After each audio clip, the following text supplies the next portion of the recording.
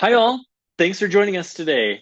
I'm Austin Birmingham from Atlassian, and it's my pleasure to welcome all of you that have joined us from around the world. Our webinar today is focused on Jira Service Management for software development teams, and I'd like to briefly introduce our presenters. First, we will hear from Jeremy Cooley, Product Marketing Manager at Atlassian, and he will take us through today's agenda. We will also hear from Cathi Davey, Principal Solution Engineer at Atlassian. Cathi will be doing the heavy lifting on the demos today, so I will thank her in advance.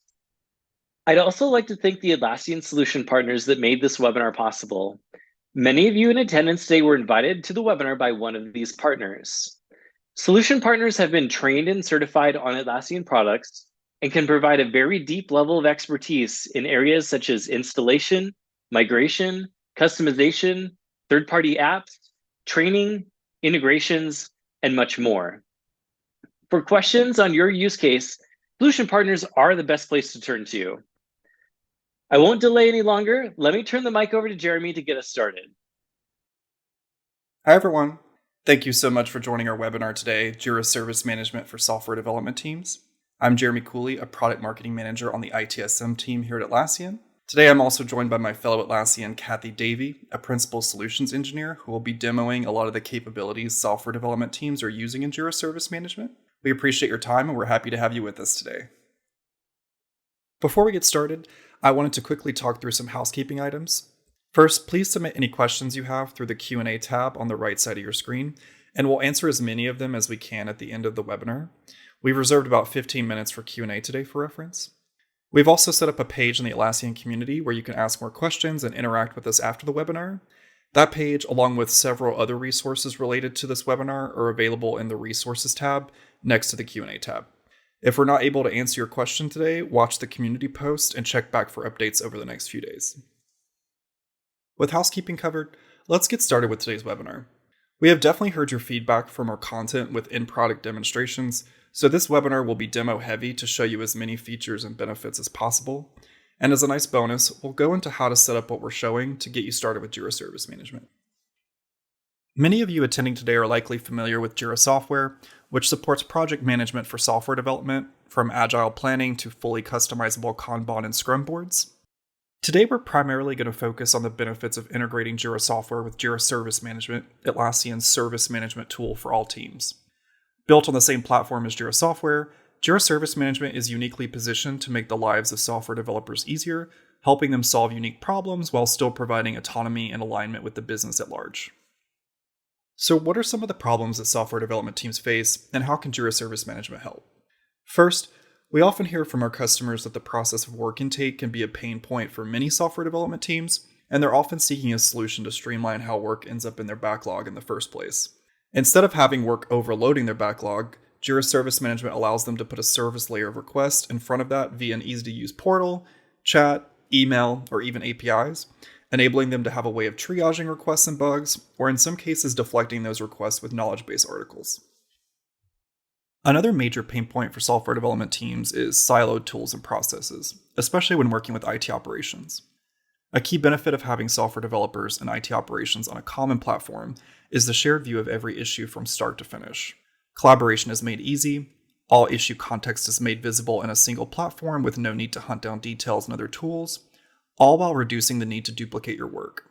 For developers that own the entire stack they deliver, including the customer experience, Jira Service Management provides key functionality to help you manage requests, incidents, and changes to deliver great service fast. All right, I know you're ready to see some demos. So for today's agenda, Cathi and I are going to take you on a tour of Jira Service Management throughout the software development lifecycle and show how I can help solve some of the problems that developers face. We will demo Jira Service Management in 3 key areas of software development: discovery, delivery, and operations. And we're going to use the simplified software development loop to guide us. Then we will open the floor to your questions and answer them live. And with that, I'm now going to pass the mic over to Cathi to discuss our first section, discovery. Thanks, Jeremy. And thanks everyone for being here. As you said, we're going to get right into those demos in a sec. Just one more slide to set context on the 3 scenarios I'll be showing for this section. When we say discovery, it's about the discovery of work and requests. So your bugs and enhancements, of course, but also general intake that could help you do your jobs better, like requests for system access, infrastructure, or requesting help from other engineering teams for things like bug bashes, API updates, even having folks sign up for EAPs. There are lots of use cases that can help you gather or discover all of those requests for you. Now, we'll be talking about intake for Jira software, but keep in mind these concepts can be used to work with any other system, including Jira Product Discovery, Jira Work Management, or any other third-party system. So let's get started. For those not familiar with the Help Center, this is where your free help seekers can come and log requests, check status, even approve changes and requests. It's their one-stop shop for getting support across all services. And it's not just IT, but HR, marketing, security, facilities, legal, really any part of the business, including engineering. Now, it is permission-based, so users only see the areas you give them access to. In this case, I'm part of the Success and Innovation team, which lets me into the Engineering Service Center. Now think of this as your landing page. So for engineering support, we're going to push information, updates and announcements, how-to articles, product FAQs, really any information that we want to share with the wider community. Now, these knowledge articles, these FAQs, can start to help deflect requests. So if you think about maybe there's something folks always ask you about, like what's the difference between a bug and an enhancement request, maybe you want to put those definitions out there, give them a little bit of guidance, and that's just going to help you on the front end, right? So people coming in asking for help are going to be more informed. Those how-tos might actually be some of those deflection articles, so where they can start to troubleshoot or do things on their own. Again, helping you keep focus on the work that you need to do, but allowing them to get the help that they need. And then here on this page, of course, there's going to be things where they can't help themselves. They need to actually start asking you for things. So you can see that I've got different groupings here. And this is all completely configurable, but really designed to help your users get to where they need quickly. To that end, I've got my common requests up at the top, so making it very easy for people to find the things that they need. You can also notice that right here, we're going to get started with our first use case. So this is an example of a bug intake where we're going to allow the users to come in and share where they think they found a bug. This is a simple form where we're going to have them select the product family, which down selects to the product based on that first selection. It's using our cascading functionality powered by assets. Now we're going to ask them a few things that can help us triage and replicate what they're seeing. Again, using the power of forms, dynamically asking additional questions where relevant. This means you can tailor these requests and avoid long drawn-out forms that users usually feel don't apply to them. Okay, all of this is completely configurable, no code required. In this example, I've included a field that allows me to associate customers to this. This can be used for different reasons, understanding business impact, influencing risk. As you're developing a fix, or if this were an enhancement, you could also use this to understand who could validate that fix, or who you could pull into an EAP or candidates for betas. So we're going to go ahead and submit this, and let's take a look from the support team's point of view. Now, we see that it was for the Dashloop suite. We can see which companies that were linked here. We also have automatically attached a checklist for our triager to help them go about their work. This can help ensure that the right information and checks are done before ever coming back over to the developers. Right? We're going to give them the information in knowledge articles, all the actions, all to make sure it truly is a bug. Now, once they've done their work, whatever that process is, we're using automation to route this to the right team and project when they validate it, all based on attributes against the selections they made for the product. Now, you'll see it'll automatically push to that in development status and raise a corresponding linked bug for the platform team in Jira software. So without this triage person needing to do anything additional, the information has been shared with development. Again, no loss of details, right into their project, no pivot or extra effort on their part either. So let's take a look as that Jira software user. Christopher's part of this platform team. You can see he can add it to a sprint, he can work on it as he would, and he's going to have all of that context there to do his portion of the work and deliver the fix. So one of the top questions we get on this is, does Christopher here, the Jira software user, need a Jira Service Management license? The answer is no in this case. As a collaborator, he can be a member of the engineering support team, which grants him visibility and limited permissions. He can click through to see the originating request and he can see all these details. He can even comment internally on the ticket. So you don't actually need to push through all the information like you saw earlier. It really just depends on how you want to work.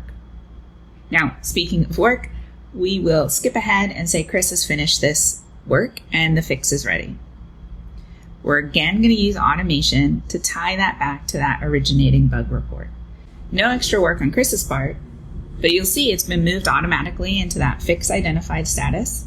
And we see that we've added a comment to the support folks, right? Giving them an extra nudge, knowing that the development team has completed the fix and it's ready to go. Let's go back to the portal. This next one is for you as the help seeker. You likely have infrastructure requests as the engineering team. You're testing and building products. You're going to need some infrastructure to help support you with that. So in this example, we've got 3 different options, and we're going to go through them here. So we've got the AWS EC2 instance, the VMware Cloud instance, also hosted in AWS, and then there might be a physical server need. All right, so if we do the AWS EC2 instance first, you can see that we can pick an environment. Notice the letter they start with. So if you pick development, then the AMIs that you can choose are going to be development-based. So you can see the D there. I'll choose production, and it'll narrow down to the P. So showing off some of the dynamic forms, making it easier for people to choose the right thing. And then because we probably want to tie back and understand what infrastructure is being used to build and deliver these products, we can tie this back to different projects. Now these are business projects, so portfolio projects, if you will, that we're storing in assets or XMDB. Right, so if we submit that, we'll see that we automatically progress it and you'll see that it's been completed. Now, we'll share some information back to you as the user. This example showcasing our AWS connector. And if we take a peek behind the scenes, you can see that we've posted more detail. Now, it's pulling the information that we selected in that request form. And this is showing the power of fields, smart values, and using that input for automation. So let's take a look at the second option, if we do VMware Cloud Instance. Now, we've got a few different options for you to select. Right? Here's the geography and the region. And these are, again, just fields within the form. Also showing some of that dependency cascading down based on what you select. And once you submit that off, you're going to see again, it gives you that info to get on your way using the systems, all using automation in the background for that fulfillment.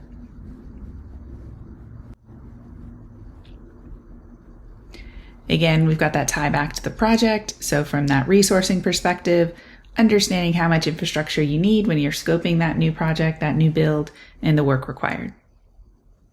The last example here is because we know not everybody's doing cloud infrastructure only. This is, however, the cloud engineering support team. So we're going to see what happens when you want to pick this option. So first up, notice more rich interaction at the request level, right? Helping you as the user understand the impact of your choice. Now, from the cloud team, we're encouraging you to pick the options we want, right? Which is the cloud. Now, for my example, I've tied this to a simple select option. This can map back to any list of configurations that make sense for your organization. You may even want to guide them down, a selection path where they select the OS, the memory, storage, whatever options make sense for you. So we're going to go ahead and submit, and you can see the message that'll come back to you. What we've done here is actually transferred the request. So we copy the information over and raise that with the proper team, in our case, the ITO team. So IT operations is now going to have that ticket.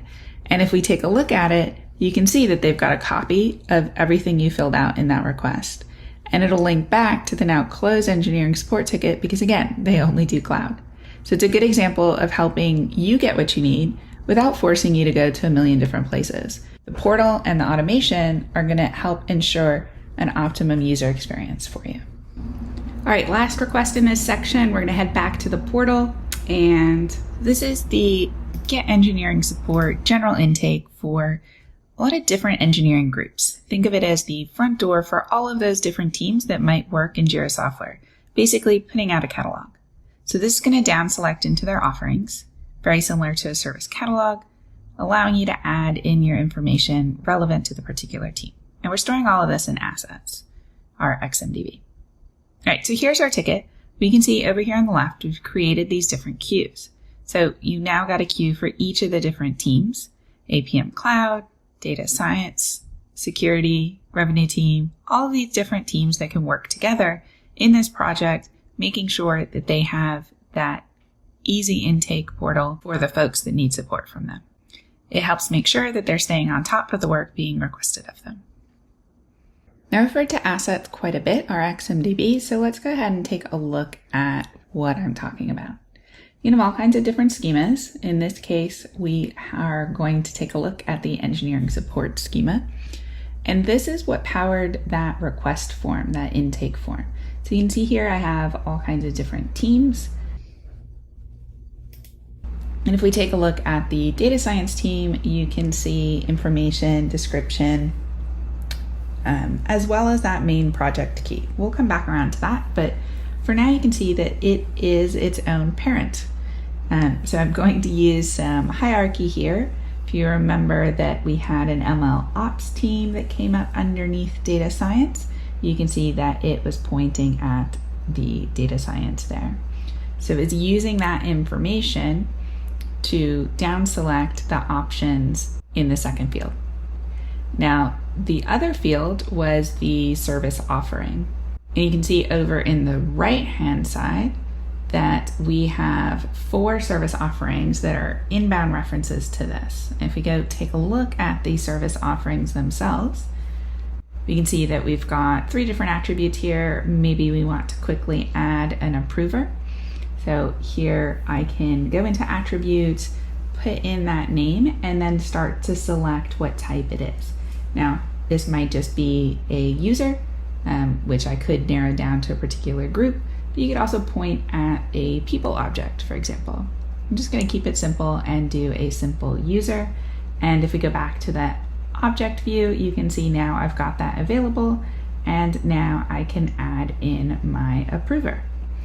We'll go ahead and pick Alana. She runs everything. And actually to the end, you can see I've got quite a few objects here. And if we want to maybe view it in a list form, we can go ahead and change that option and start to pick the different columns that show up here. So very simple. And now, because we just added that attribute, all the other ones are empty. So we can't have that. Let's do a bulk action and give Alana all the power. We will add her in here. You can filter and be more granular about those edits, but here if we give it a second, you can see the bulk edit complete and it fills in. Now, if we come back on our path away from that attribute detour, I came over here to show you how this information is actually used in those forms. So it's driven off of the fields themselves. So if we go ahead and take a look at our custom fields, and I'm going to look at the ones I'm using for that engineering project. So here you can see the few that we've already been looking at. Now, I have the engineering group as the parent, then the engineering team as the downstream ones, and then each of them had different offerings. So how did I make those kind of relate to each other? It's the filter issue scope AQL. So you can see here it says parent team equals the entry of what's in that custom field. So I'm using the attribute and then equals what was selected in the form itself. Now, if you are looking at that custom field underscore number there and unsure where that comes from, when you go in to edit each of these, you will see that up at the top. So this happens to be the engineering team. So that's 10224. And we're going to use this to down select the offering, right? So we select the group, we select the team, and then we had the different offerings show up. So remember that 10224. And let's go ahead and look at what it was in for that service offering. So we'll grab that detail and you can see in the filter issue scope AQL, it is pointing at that custom field 10224. That's how we get those cascading fields to work. in the request type, guiding the user to the right options. Now, the second part of these scenarios heavily relied on automation. And if we take the example of raising a bug to the right engineering team, that was based on the products. So I'm going to go over to my customer support schema that has my products in it. And here you can see I've got the product families, the products, even down to the features. So all of this is completely configurable. You can see I've got all kinds of different attributes, different information. It's really up to you, but think of this as a great way to start storing some of that metadata that we're going to take a look at how we leverage it in automations. So you can see here, I've got the different projects that each of these roll up to. And we'll see in a second that I use automation to go look this value up. So let's take a look at the automation roles. And here in my engineering project, you can see I have a handful. And the one that we care about is this number 3 one, report a bug. So when the issue is transitioned to bug validated, basically we want to look and see, assuming that product is not empty, we're going to use the attribute information there. So you can see product.project.id. If you're not familiar with smart values, they allow you to access and manipulate issue data within Atlassian Cloud. So they can add significant power to your roles. Now, by using this smart value, it means I don't have to create huge if statements. I don't have to hard code a specific data, but I can make it dynamic based on that information that we saw earlier in assets. So it makes it a lot easier, a lot cleaner, way more efficient, and flexible. And if you notice, I'm using the issue summary smart value here as well. So providing some of that context, that's why you saw when we raised that bug, it had some information from the originating request. And then I just go ahead and copy a lot of the other values over, again, for context. Another rule that we heavily relied on was when the Jira software team, so when y'all are finished with your work, whether it's that bug or that new feature that you delivered, we want to automatically push that update over to the Jira service management team so that they can continue with their work, whether that's working with the customer, with the fix, or with that new prototype. So for this one, when it's a bug, I have them transition back to that fix identified, and then I add a comment to the issue, again, using a smart value based on the trigger issue. And then if you notice, I've also got comment visibility. So you might want to share with the customer. This one made more sense as internal, but you can see this next one is actually shared with the customer. So lots of flexibility there for you, all there to help make you more efficient and reduce that double effort. Awesome. Thank you for walking us through discovery, Cathi. Next up, we're going to discuss delivery, where we're focused on, you guessed it, delivering the work. For all of you, that means your normal CI/CD process. We're going to take a look at how Jira Service Management can work alongside your existing workflow to surface up critical information that can be leveraged during various service management processes such as incident management and change enablement. This is all made possible by our unified services component that ties together your repositories and critical business services. And because we know you'll want to get started with this today, we'll also take a quick look at how to switch it all on and start benefiting quickly. Back to you, Cathi. All right, so as developers, you're doing your work, you got your head down, but those ops people might be bugging you about needing visibility of what you're doing, or even asking that they get to approve your work before you deploy. Now, I don't think anyone is opposed to visibility, of course. We all want that. But where it can get frustrating is when you have to not only do the work, but then go around telling everyone about the work you did, while new work just piles up. That's where deployment tracking and deployment gating are your friends. Now, I'm going to edit this file here in my web store repo, and we're going to see deployment tracking in action. Deployment tracking allows you to do your work as normal, but will automatically create the corresponding change requests when you initiate deployments to selected services. You'll notice I used our Smart Commit feature to link this back to the Jira software issue. And once I fire that off, it's going to commit those changes to the repo. Now let's take a look at the pipeline page and we'll see it in progress. Let's see the details. And you can see I've got it queued for test, staging, and production. Okay, everything is looking good. Now, instead of having to go somewhere and log what I just did, let's take a look at the ops queue. Notice I have automatically raised and closed change tickets for these. We didn't have to do anything extra, but now ops gets the visibility they need, and I'll show you how this all surfaces up in the next section, but we didn't have to disrupt our workflow as those developers to tell them. Now you can see that they have all the deployment details right here, the related ones because I added for each environment. And then thanks to that smart linking, we've also auto-linked this change to the software issue as well.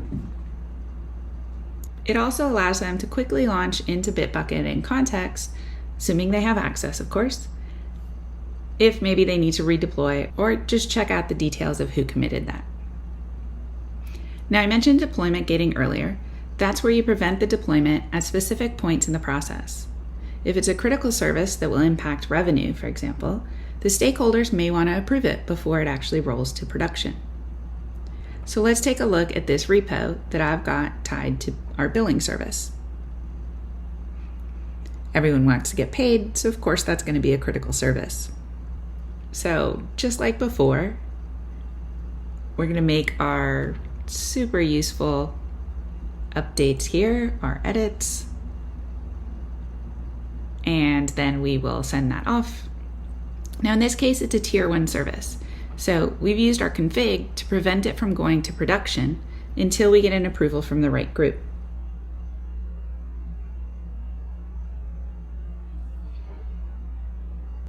So you see it go.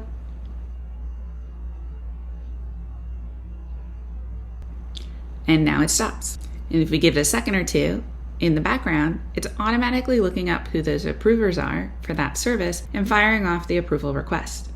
Oh, there you go. The new change ticket linked and available for us to go explore if we need to. We don't actually need to as the dev team, of course, but since this is a demo, let's go take a peek. So we can see that it's waiting for approval from these folks.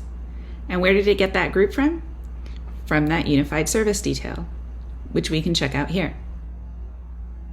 All right, let's get our friend Alana to approve that for us. So we will approve that in the portal.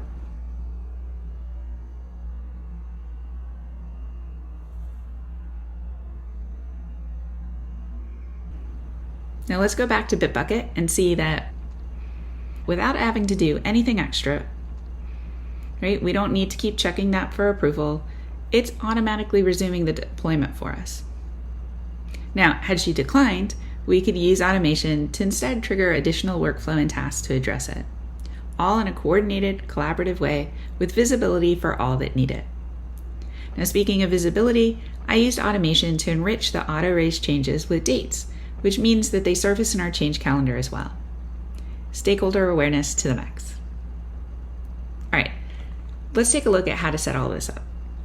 Go over to your project settings in change management. And it's a simple toggle here that you can see where maybe I don't want everything. I can choose the environments that I care about very easily.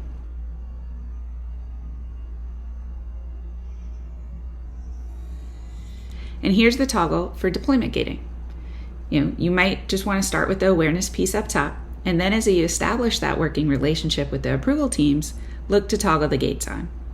Now, I showed everything from Bitbucket Cloud, but you can connect other tools, of course. Out of the box, you can see we support Jenkins, Circle CI, Octopus Deploy, and GitHub, but we can also work with others via marketplace apps like the Azure pipelines, as well as the API to create similar collaboration. Now we saw a bit on the unified services earlier, so let's check out automation. This is the magic behind all of this.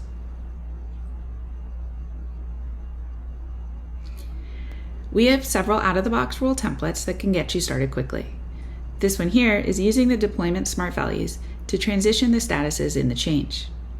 And you can always add additional enrichment with other rules.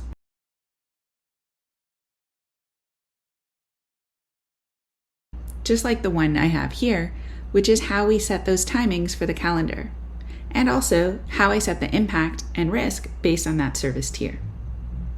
Now you can use automation to do all kinds of things. You can factor in time, maybe flag the deployment if new incidents suddenly start coming in. A lot of power and options, but the key takeaway in this section is how you can keep delivering that software, provide the visibility the business needs to operate effectively, all without any additional work on your end. Thank you, Cathi. For our last section today, we're focused on keeping it all working, the operations side of the house. Cathy's going to take you through our built-in on-call functionality and how it helps your teams come together to quickly swarm and pinpoint the cause of an incident to restore services to your customers. She'll also take you through rolling up data across Jira Service Management and Jira software with our Atlassian analytics capabilities. Thanks, Jeremy. So, service operations is about keeping things running and accessible. And to make that even easier, we build in a way to make sure that the incident management teams understand who from your development teams are available to help them with our on-call capabilities. If you think of how complex software delivery is, it's easy to understand why ops teams may have a tendency to blast everyone in that panic when something is down. Well, not only is that disturbing, it's not very effective. So our unified service capability means you can associate teams to specific services so that when those services have an incident, only those teams are alerted. It cuts down the noise for everyone, but also means you get to the right person who can help much faster. Now I've logged in as Alana, and we can see that this is showing the teams and on-call schedules she's a part of. Now to see who's on-call in general, we can also see that here. All right, so let's take a look at this in action. We're getting reports from the field that our new billing app is slow. This happened to be reported in the portal, but if it were raised from an alert, a Slack, an email, whatever, we could enrich it with information driven by that service. In this example, I'm using Assets, our XMDB here, to pull the application supporting the service into view.